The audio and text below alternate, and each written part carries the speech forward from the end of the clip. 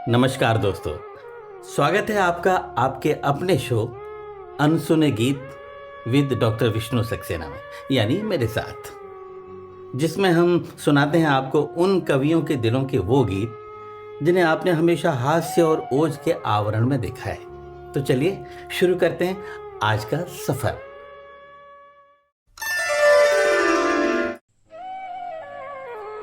धूल में पले बड़े हुए हैं मेरे आचरण, जानता नहीं हूँ गीत का अभी मैं व्याकरण। मैंने आज तक नहीं लिखी कभी महाकथा, जब लिखी है मातृभूमि की प्रबल व्यथा। मैं धरा का दर्द चीखता हूँ डोल डोल कर, माँ की दूध वाली बोलियों में बोल बोल कर। पहचानी आपने ये पंक्तियाँ किसकी हैं? नहीं ना? लीजिए हम बताते हैं आपको। ये 6 पंक्तियां जिस कवि के व्यक्तित्व का आईना है उसका नाम है डॉक्टर हरिओम पवार।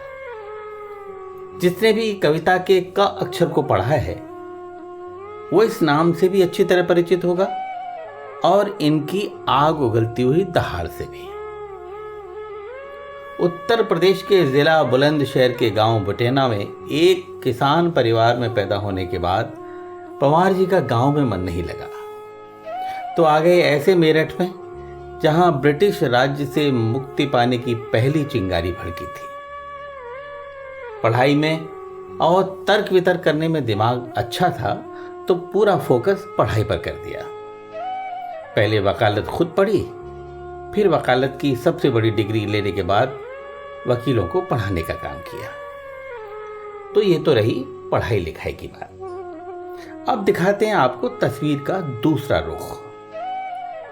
किसी किसी की पर्सनैलिटी बिल्कुल नारियल की तरह होती है, यानी ऊपर से सख्त लेकिन अंदर से उतनी ही कोमल और मीठी।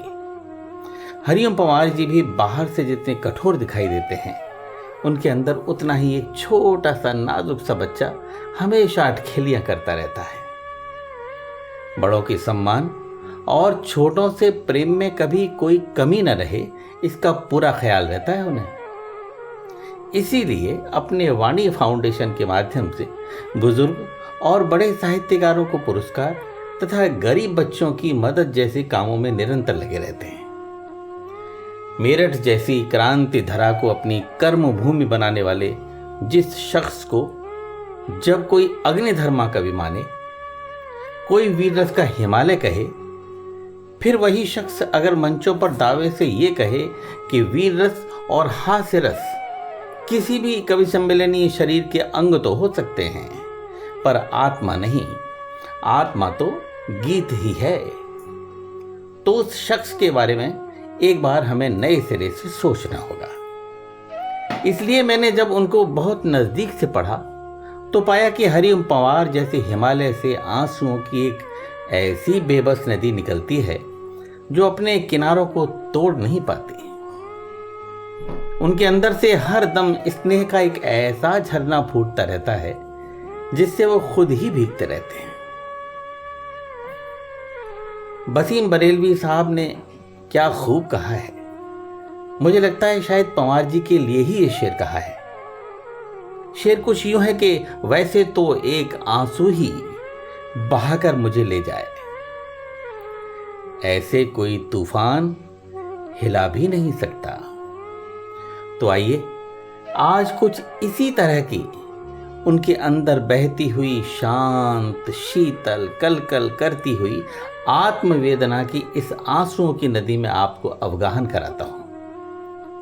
महाभारत के प्रतीकों पर आधारित उनका ऐसा ही एक बेबसी का गीत आपको सुनाता हूं, जिसे शायद ही आपने सुना हो।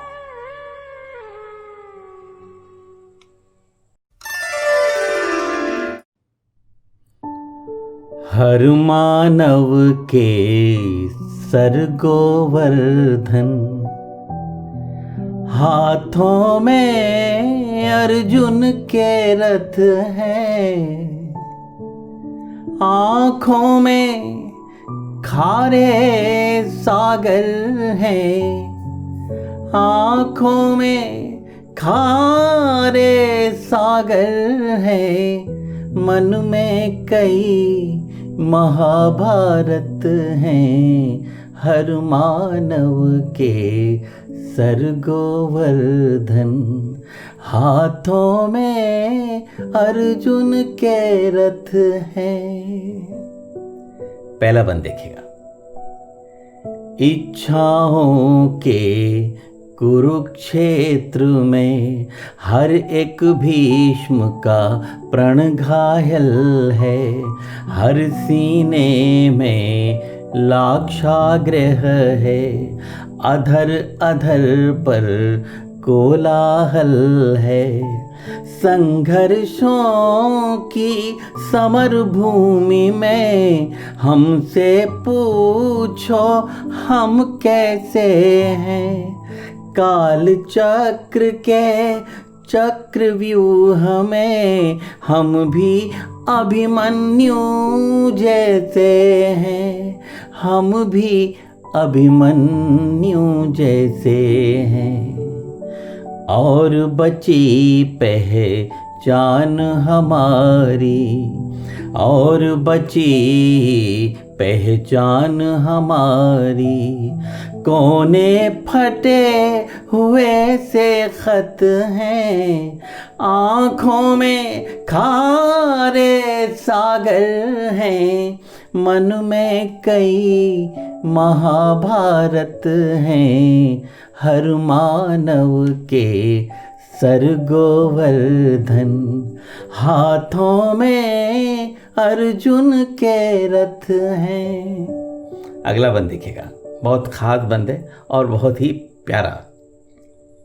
हमने परंपराएं तोड़ी, यूं पूजा भौतिकीकरण को, जैसे गीत व्याकरण तज दे अनुप्रास के समीकरण को। आहा क्या पंक्ति है। मर्यादाएं अपमानित हैं चीरहरण के इतिहासों से, हम भी अपनापन हारे हैं मन के शकुनी के पासों से, मन के शकुनी के पासों से। और हमारी उम्मीदों की, और हमारी उम्मीदों की आकाशी गंगा आहत है, आँखों में खारे सागर हैं, मन में कई महाभारत हैं, हर मानव के सर गोवर्धन, हाथों में अर्जुन के रथ हैं। गीत की अंतिम पंक्तियां एक एक शब्द में बेबसी झलकती है।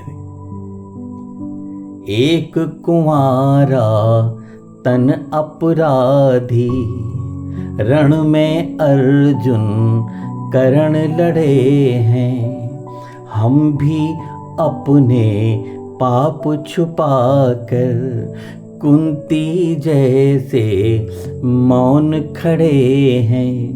खुद गर्जी का अभिनंदन है और खुददार सलाखों पर हैं, गांधारी माँ जैसी पट्टी अपनी सबकी आँखों पर है, अपनी सबकी आँखों पर है। यह तो वक्त करेगा निर्णय, यह तो वक्त करेगा निर्णय, कौन सही है कौन गलत है। आँखों में खारे सागर हैं, मन में कई महाभारत हैं, हर मानव के सर गोवर्धन, हाथों में अर्जुन के रथ हैं, आँखों में खारे सागर हैं, आँखों में खारे सागर हैं, मन में कई महाभारत हैं, हर मानव के सर गोवर्धन, हर मानव के सर गोवर्धन, हर मानव के सर गोवर्धन।